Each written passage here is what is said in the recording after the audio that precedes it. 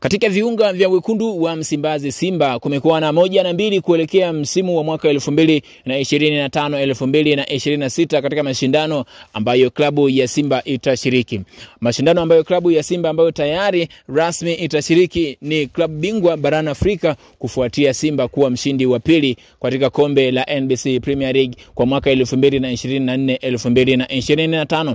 Itashiriki CRDB Confederation, itashiriki pia makombe mengine ikiwemo kombe la Muungano kama litakuwepo, kama wataarikwa hapo baadaye. Lakini kinachoendelea sasa hivi ni mabadilisho na marekebisho ya klabu kwa ujumla, ikiwa klabu ya Simba kwa mwaka 2024 ilikuwa ni ujenzi wa klabu kufuatia mafanikio walioyapata, ikiwa hawajafanikiwa kupata kombe hata moja. Makombe yote walioshiriki wamefanikiwa kuondoshwa.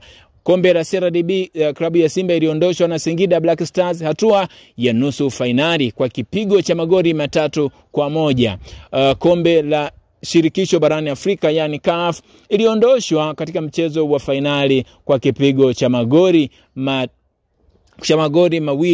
ikiwa ni mchezo wa mwisho wa finali uliochezwa katika uwanja wa New Amani Complex. Sasa mengi yanazungumzwa katika marekebisho hayo yanayoenda kufanyika kuelekea msimu wa mwaka 2025-2026. Maelekezo hayo na marekebisho hayo ni yapi? Ungana na Flow Updates. Flow Habari inakuletea yote yanayojiri huko.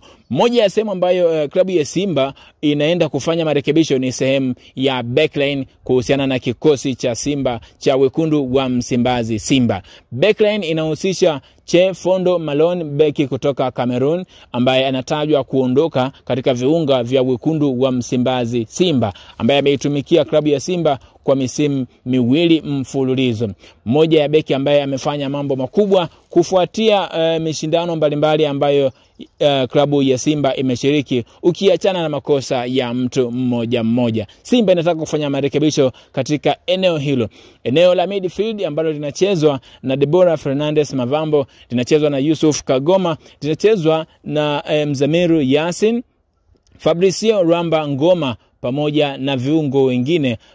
Augustine Okejefa akitoka Nigeria naye anacheza eneo hilo hapo. Klabu ya Simba inataka kufanya marekebisho kufuatia taarifa ya Fabrice Rwamba Ngoma ambaye ilitaka kuongeza mkataba wa misimu 2, huku klabu ya Simba ikitaka kumuongeza mkataba wa msimu 1. Makubaliano hayakufikia. Klabu ya Simba Fabrice Rwamba Ngoma ameaga viongozi katika ukurasa wake wa Instagram hapo jana, akiweka wazi kwamba ni dalili tosha kwamba Ngoma anaondoka na anaachana na klabu ya Simba.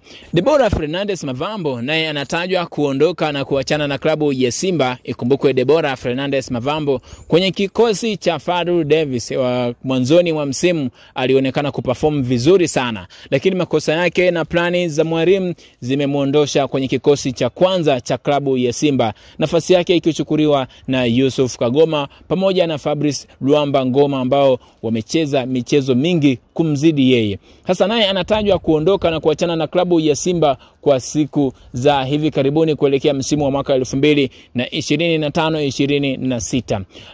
Edwin Balua kutoka Tanzania naye anatajwa kuachana na klabu ya Simba kwa mujibu wa project za klabu ya Simba kwa msimu ujao.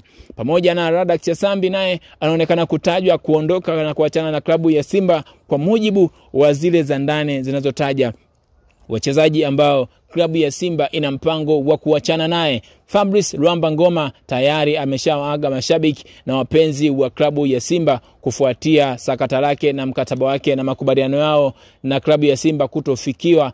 Yeye amewaaga tayari mashabiki, ni dalili tosha anaagana na klabu ya Simba Sports Club. Lionel Ateba kutoka Cameroon naye anaelekea kuaga kufuatia project za Simba kuelekea msimu wa 2025-2026. Joshua Budo Mutale ambaye anatokea nchini Zambia naye anatajwa kuondoka katika viunga vya wekundu wa Msimbazi Simba kufuatia usajili mpya utakaofanywa na klabu hiyo. Pamoja na wachezaji wengine tutakuletea hapo. Cha msingi subscribe, bonyeza alama ya kengele.